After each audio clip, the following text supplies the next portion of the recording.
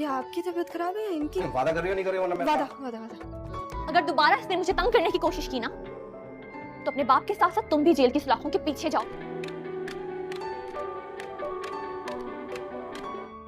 मुझे मुश्किल हो जाती है, मेरा मेडिकल पूरा होने दें प्लीज। दोस्तों आने वाले एपिसोड्स में आप देखने वाले हैं कि आदिल तो अब तारा के पास गुस्से से जाता है और उसे बोल देता है कि मैं नहीं चाहता कि हालात इससे भी ज़्यादा बदतर हो जाएं, क्योंकि अब मेरी बेटी की भी शादी हो चुकी है और मैं नहीं चाहती कि तुम्हारी बेटी की वजह से मेरी बेटी परेशान हो, क्योंकि इतनी मुश्किलों से अब कैसे भी करके तुम्हारी बेटी का मलबा मैंने अपनी बेटी से शादी करवा कर ज़ैरून की उतारा है और तुम जान भी नहीं सकती हो कि इस वक्त मैं कितना ज़्यादा परेशान हूँ। और मुझे तो ऐसा लग रहा है कि अगर आज बाबा ज़िंदा होते तो आज फिर से वो मर जाते, क्योंकि अभी तक वो राह की वजह से ही जी रहे थे, जबकि राह ने जो कुछ भी किया है मैं कभी उसे माफ़ नहीं कर पाऊँगा। इसलिए बेहतर होगा कि तुम उसकी शादी अरमान से ही करवा दो, इससे पहले कि कुछ और अनहोनी हो जाए। जिसके बाद व्यूवर्स आप देखने वाले हैं कि तारा अब राह के पास जाती है और कहती है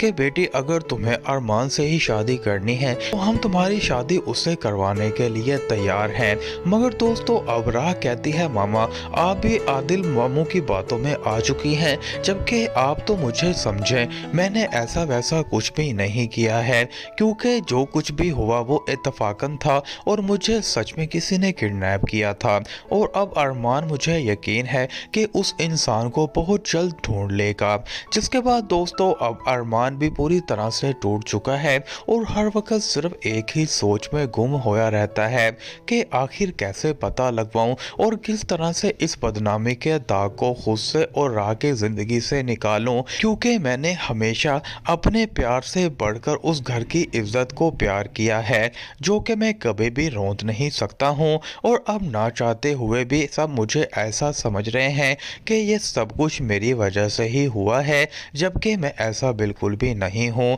जबकि ये सब बातें अरमान अपनी माँ से कर रहा होता है। जिसके बाद अरमान की माँ भी कहती है कि बेटा हम शुरू से ही उन घर के नौकर थे और इसी वजह से हमारी पहचान, हम जितना मर्जी ऊंचा चले जाएं, हमारी पहचान फिर भी उस घर के सामने नौकरों वाली ही रहेगी, क्योंकि मुश्किल वक्त में उस घर ने हमारा बहुत साथ दिया है। और अब अगर तुम उस इंसान का पता लगवा सकते हो जिसने राह को किडनैप किया था तो जितनी जल्दी हो सके लगवा दो, इससे पहले राह के घर वाले राह के लिए फिर से कोई अनहोनी कर दें, क्योंकि आदिल तो उस दिन बहुत ही ज्यादा गुस्से में लग रहा था। जबकि जिस तरह से ज़रून की शादी बतूल के साथ हुई है, मुझे तो लग रहा है कि वो इस रिश्ते से बिल्कुल भी खुश नहीं है, कि उस घर के तमाम लोग उस घर के बड़े की आखिरी ख्वाहिश को पूरा करना चाहते थे। जिसके बाद दोस्तों बहुत जल्द अरमान को ऐसा क्लू भी मिल जाएगा कि आसिया बी ने जिन लोगों को हायर किया था राह को उठवाने के लिए, किडनैप करवाने के लिए, अब वो लोग आसिया को बार बार फोन करते हैं और भी ज्यादा पैसों की डिमांड करते हैं,